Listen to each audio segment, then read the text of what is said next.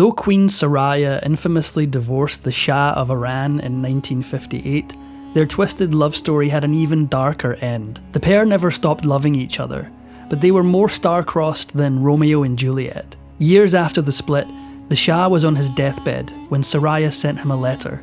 It ended in a more horrific tragedy than either could have imagined. Soraya was groomed for a royal destiny from the very start. The only daughter of Iranian nobleman Khalil Esfandiary and his wife, the German heiress Eva Karl, Soraya grew up in luxury and spent her adolescence shuttling between Berlin and Isfahan while attending the best finishing schools. Despite that, she had a notoriously blunt demeanour and bad temper, and could snap quickly when someone annoyed her. But she was pretty, so whatever. In fact, she was so pretty that in 1948, the Queen Mother of Iran, who was on the lookout to get her son Shah Mohammad Reza a new wife, decided she was queen material by simply seeing a single photo of her. Ah, what a fairy tale. But like all fairy tales, it was a little creepy too. The Queen Mother was so into Soraya, she sent over one of her daughters to see what the girl was made of. The Iranian royal family didn't mess around. Soraya might have barely graduated from long division, but they invited her to their palace in Tehran all the same. On the surface, it was a little casual meet and greet to see how everyone got along, but in reality, they were formally auditioning Soraya as queen. She was swept away by her promised fairy tale, and it all happened in just one instant, the second that the Shah walked into the room. He wore his crisp, pressed military uniform, and the sight had Soraya love-struck. She described him as magnificent. Aflutter with young love, Soraya wasn't at all ready for what came next. If she was googly-eyed over the Shah, the feeling was more than mutual. He was completely obsessed and was ready to propose there and then. But his red flags were there from the beginning. For one, Mohammed was firmly in his 30s and over a decade older. Secondly, her new in-laws were notoriously dysfunctional. In an effort to make him more manly, the Shah's father didn't show him much love, and his mother was smothering and jealous. But that wasn't even the worst part. Mohammad Reza had also been married before. His first wife was the equally beautiful Princess Fazia of Egypt, and their union ended in horror and infamy. Fazia had been unsurprisingly miserable in the toxic family dynamic. Together they'd had one daughter, not a son as they'd hoped. During his first marriage, he was an absolutely rampant cheater, and his private life was littered with heaps of glamorous mistresses and clandestine rides in luxury cars. Bad idea or not, Soraya said yes to the Shah's proposal. To this day, there's some confusion about just how old she actually was on her wedding day. Some people believe the palace lied and said she was 18 when she was really 16. The wedding was set for the fast-approaching date of December 27, 1950, until a horrific event occurred. Soraya fell violently ill with typhoid on the very eve of her wedding. As a result, the palace had no choice but to delay the nuptials. Yet, when he heard about his fiancée's illness, the Shah responded with a surprising gesture. Though he was disappointed to delay the royal ceremony, he actually pulled out all the stops for his delirious, bedridden bride. It's said that he came to Soraya's bed every day for the entirety of her sickness just to place a jewel on her pillow. What a player. For all his kind understanding and pillow jewels, the Shah and his family really wanted to get this wedding moving. So much so that they reset the date to just 6 weeks later. Was it a case of being so in love he couldn't wait, or did the Shah just really want a male heir ASAP? In any case, it was much too soon, and Soraya paid a high price. Soraya, who was still pretty much a child, don't forget, was nowhere near well enough to walk to the altar when the time came. On the morning of her wedding, she was so weak that she could barely stand. Did this stop the Shah? No. Today, Queen Soraya's wedding dress is an iconic part of fashion history. Designed by Christian Dior, the silver lame gown was a pearl-studded confection trimmed with marabou feathers. Yet what most people don't know is that Soraya's chills were so intense, she had to wear a wool vest and socks under her finery to stop her from shaking. The lavish dress weighed an astonishing 66 pounds, and the ailing and underdeveloped bride nearly collapsed under its weight. It got so bad that even the Shah had to take notice. Minutes before they walked down the aisle, He cut off the dress's train just to make sure his queen could make it through the ceremony. But they did, and they were desperately in love with each other. But then Soraya's dark side came out. When she was in a good mood, no one could be sweeter or more charming, but if you crossed her, you better watch your back. After the couple bickered one evening at a public dinner, she stunned the guests by picking up a priceless vase and smashing it against a wall. After yet another fight, she banned the Shah from their marriage bed for weeks on end, forcing him to sleep outside her door on a cot. These events sent tongues wagging, but it's likely no one even knew about their biggest issue. Soraya definitely brought out the Shah's fiery side, as their many fights attest to, but even her youthful anger couldn't change the Shah's reserved ways. Heartbreakingly, thanks to his love-starved childhood, Muhammad was often stiff and shy, even in private and even with his wife. With all the pressure and dysfunction, Soraya began to rebel. Today, Queen Soraya's beauty and elegance have made her an icon, but that doesn't mean she was a good queen. In fact, for all that she was in love with the Shah, there wasn't much else about being the ruler of Iran that she liked. Soon enough, she disdained royal customs, often refused to wear formal clothes, and shirked her boring duties. Unsurprisingly, this backfired on her. The Shah might have thought the world of his new wife, but pretty soon his court had different ideas. They were already suspicious of her European heritage, so her royal tantrums and less than stellar devotion to the throne earned her the scornful nickname, "that German woman," and they sure didn't like what they saw next. In the 1950s, Queen Soraya was embroiled in yet another scandal, this time on an international scale. Visiting friends in America, she water-skied in Miami while wearing a revealing bikini. It was an absolute catastrophe at the conservative palace, and the photo was even banned in Iran. This may have been the point that the family started plotting against her.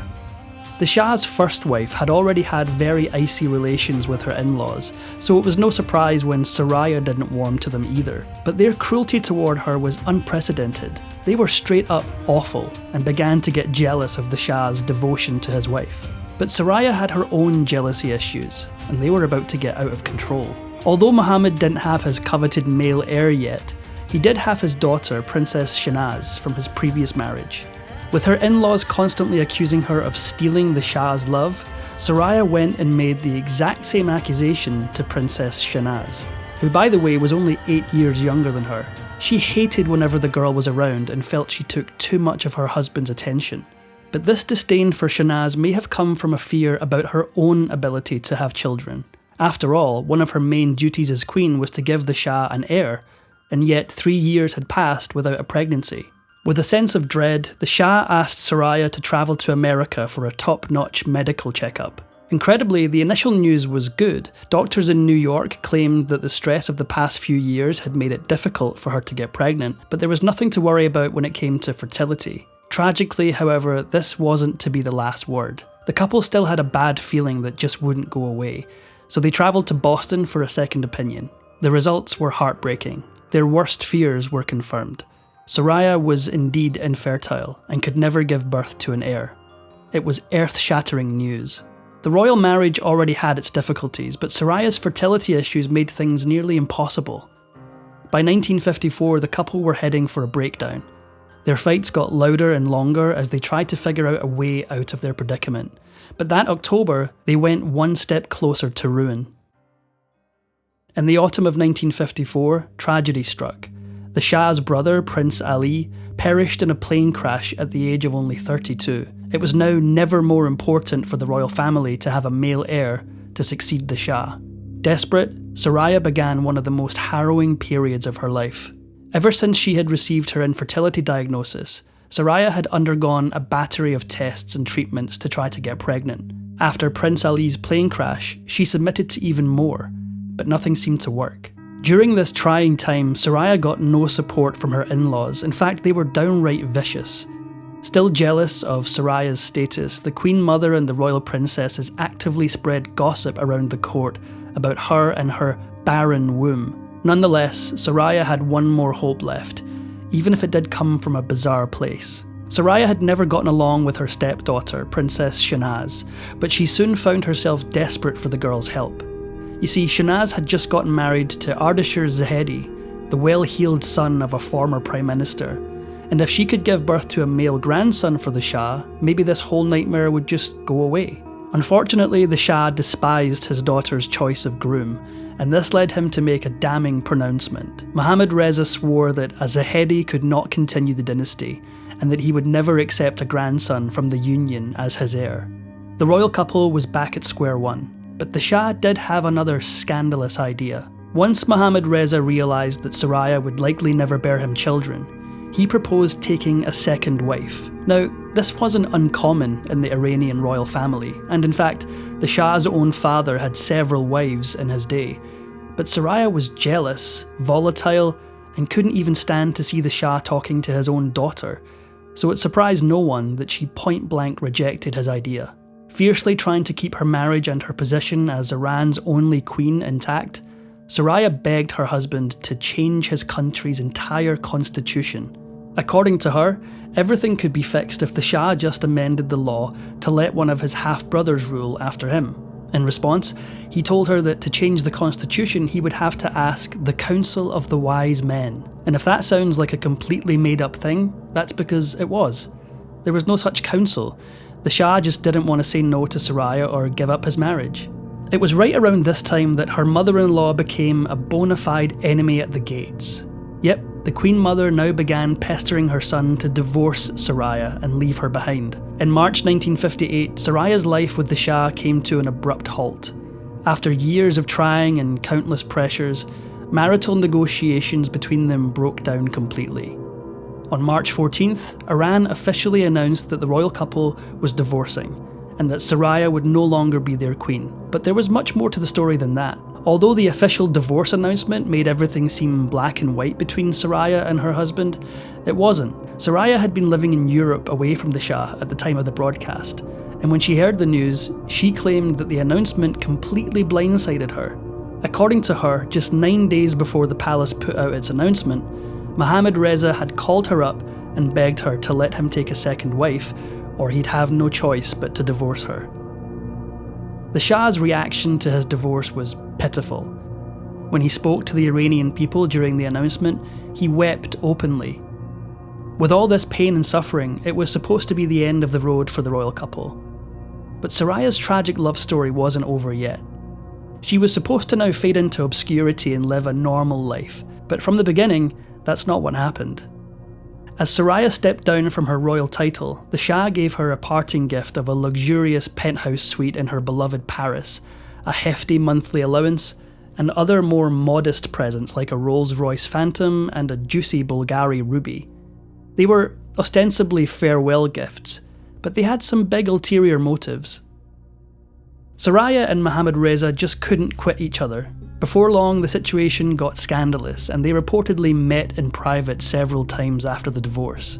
As we'll see, their reunion didn't even end there, but before that, Soraya had to live her worst nightmare. The Shah was now desperate for an heir, and his next actions proved it. In 1959, just a year after their acrimonious divorce, Soraya had to watch the Shah remarry the beautiful, young, and probably fertile Farah Diba in a lavish ceremony. Afterward, the entire world sat and watched to see if Farah would produce a royal son at long last. The answer was crushing for Soraya. The new Queen of Iran didn't struggle in the slightest to give the Shah children. In fact, in October of 1960, almost exactly 9 months after the wedding, she gave birth. Then it got even crueler. Farah gave birth to a healthy baby boy, the Crown Prince Reza. After ending her tenure as the Queen of Iran in tragedy, Soraya had a strange second life as a film star. Hollywood had always fascinated her, and with her legendary beauty, she snagged roles in classics like The Three Faces.